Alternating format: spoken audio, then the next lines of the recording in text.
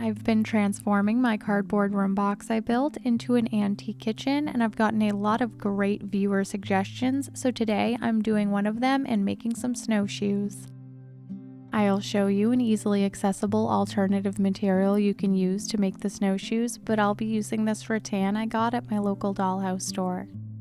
This particular product is made by Real Life Miniatures and it's vintage. The pieces of rattan are flexible right out of the package, so I can just bend this into the shape I need. Antique snowshoes are really curvy, kind of like a tennis racket, so it's really important to have a flexible material. To be extra tenacious, I sprayed the rattan with water before bending it into the shape I like. I'm using a combination of wood glue and wire to help it hold the shape as it dries. I don't know if it'll make a difference, but I sprayed the rattan with water in the hopes that as it dries in this curved shape, there will be less tension on the glue joint. I'm assuming most of you don't have a bag of rattan from 1982, so I'll show you how to do this with cheap bamboo skewers I got from the Dollar Tree. I'm starting by splitting the bamboo skewer as close to half as I can because it's too thick as it is right now. I used a combination of my miter shears and utility knife. Now I have two halves of a circle which are kind of shaped like a crescent, so I'm using my utility knife to shave some of the hard edges off to make it look more like a round dowel again. First, I shave one of the hard edges and then I flip the skewer around to shave the other side. I'm not looking for perfection, but I don't want to have really thick parts that might be harder to bend than the areas around them because the bamboo skewer might break at that point. Here's a comparison to show how much thinner the shaved bamboo skewer is. Even this thinner bamboo skewer still won't bend without breaking, so the secret is soaking it. I soaked mine in hot water for about 2 hours, and remember to soak both at the same time if you're making two. I bent the skewer to see which direction it naturally wants to bend, and then slowly bent it under water. This little piece popped off, which isn't a big deal because I can just remove it and it still maintains the shape I need. This would have worked even better if I had let it soak for longer, and I heard adding vinegar can help as well. Bamboo skewers are really cheap and this method is easy, so I'd love to hear some ideas of what else we could make using this bent wood technique. Snowshoes have woven or laced webbing, usually made of rawhide, but to save myself the trouble of weaving anything, I'm using some burlap. To stiffen the burlap, I sprayed it down with water and now I'm adding some watered down glue. I probably should have mentioned it before now, but snowshoes are used to help distribute a person's weight over deep snow so their legs don't sink into the snow with every step they take. I don't want the glue obscuring the woven texture, so I'm using my paintbrush to spread it out evenly. I dried it quickly with my hairdryer, but before I add the webbing, I want to add some cross beams. On full-size snowshoes, these help keep the thing from breaking, but in my case, they'll add some detail. Both of the snowshoes need the same size cross beams, so I cut them at the same time as one another before installing to make sure they're the same size. If I was making these again, I would eliminate the larger crossbeam that's in the middle and just have this little one at the bottom and the one at the top.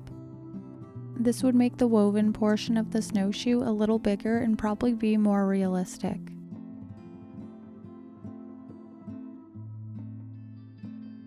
Before I cut out my burlap pieces, I'm adding some color with some chalk pastels, although this mostly goes away because I never set it with anything.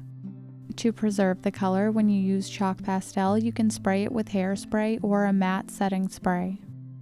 Using a marker, I traced on the inside and cut out the shape I need.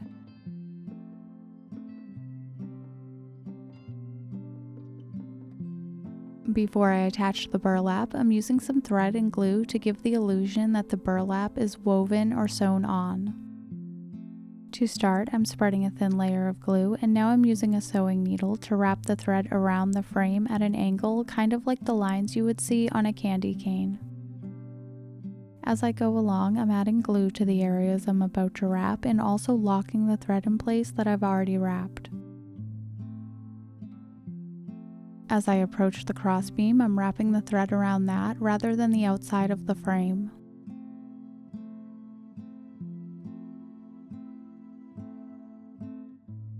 I'm adding another quick coat of glue, and then I'm wrapping the thread the same way but in the opposite direction so it makes a cross stitch on the outside of the frame.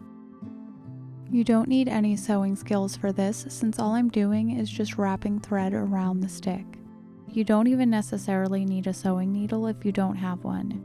You could tape your thread to a piece of wire, a straight pin, or even a toothpick.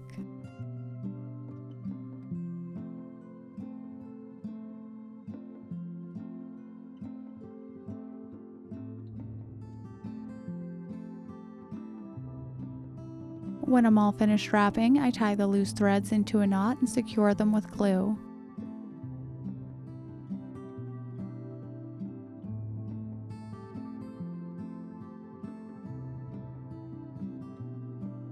I'm easily attaching the stiffened burlap by adding some glue to the inside of the frame. I would have preferred to use thread that's a much closer match to the burlap, so it looks like the burlap pieces were woven and the extra threads are tied around the outside, but I didn't have any brown thread. To reduce the contrast between the maroon thread and the rattan, I'm coating the snowshoe with a wash of watered down brown paint. I'm adding some color to the burlap as well.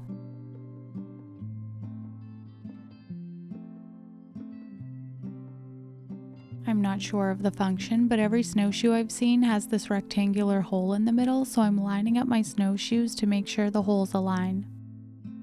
This is the point in the build where I realized my woven section might be a little bit small, because normally this rectangle is about a third of the way down and I needed to center mine.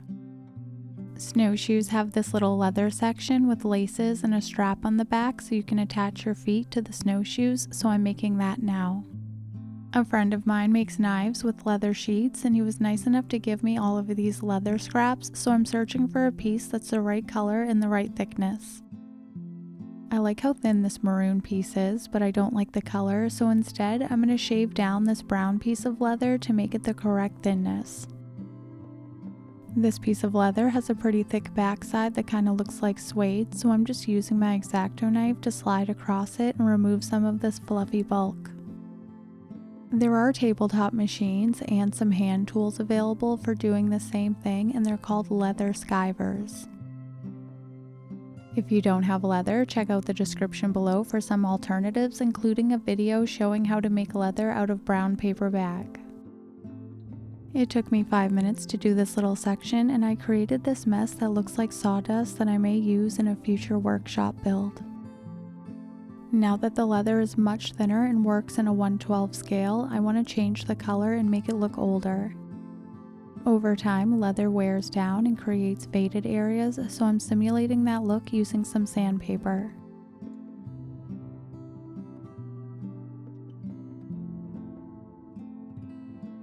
This leather is really dark and I want it to look dry and cracked, so I'm lightly dry brushing over it using a light brown, making sure I don't kill all of the dark areas between the leather texture.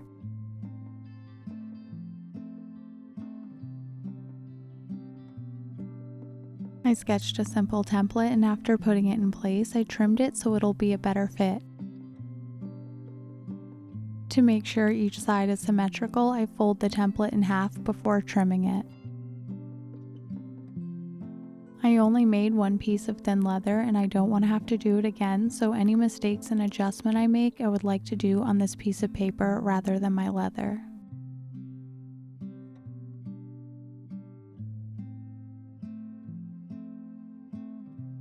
I barely shaved enough leather to fit 2 of my template pieces, and if I didn't have enough I would have just made my template smaller rather than shaving more.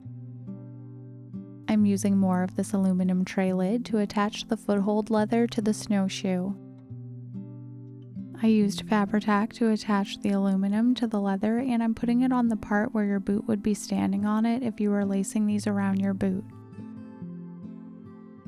I added some more Fabri-Tac, which is the clear glue you see, and I'm folding the aluminum so it has a really clean edge. This is the part that'll be glued to the snowshoe, so you won't end up seeing this on the underside.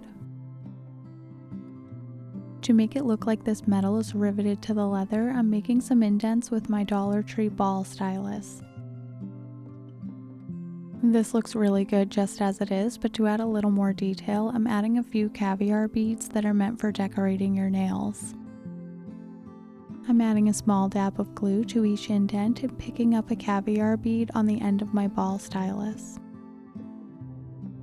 This added detail will become more easily visible once I add the paint. I'm starting with some matte Mod Podge mixed with a small amount of brown paint. This first step adds some color and will also help keep the tiny caviar beads from popping out of place.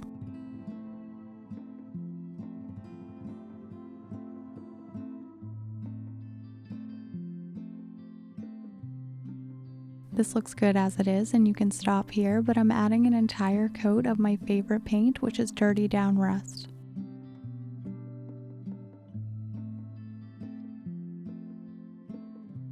This time it didn't give the same effect it usually does because I used a wet paintbrush to scrape it off the side after I didn't secure the cap well enough the last time I used it.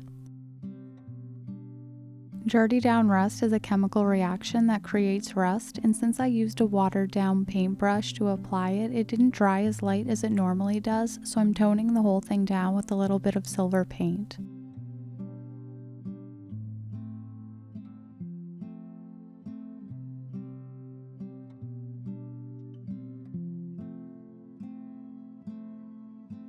I mostly did this next part off camera, but imagine me holding this an inch from my face while cursing and very carefully lacing it while trying not to tear the thin leather.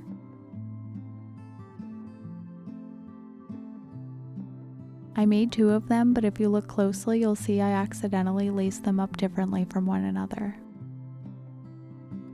Since my woven area is a little small, I had to make the rectangular hole bigger, and I'm patching the back with an extra piece of dry burlap.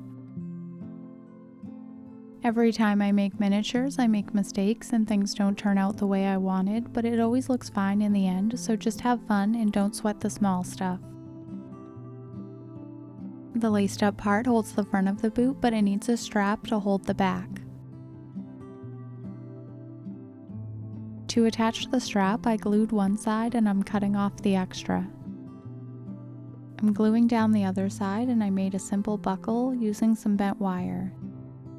I'm using a Sharpie marker to tone down the bright silver so it better matches my antique snowshoe.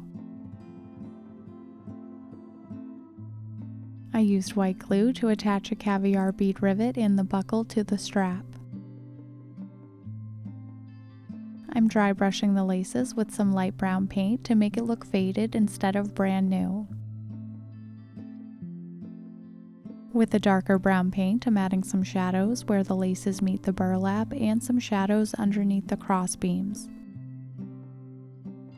Miniatures don't cast their own shadows, so I like to add some artificial shadows using some shading to make them look more realistic. I'm happy with how these turned out, but now I have a dilemma.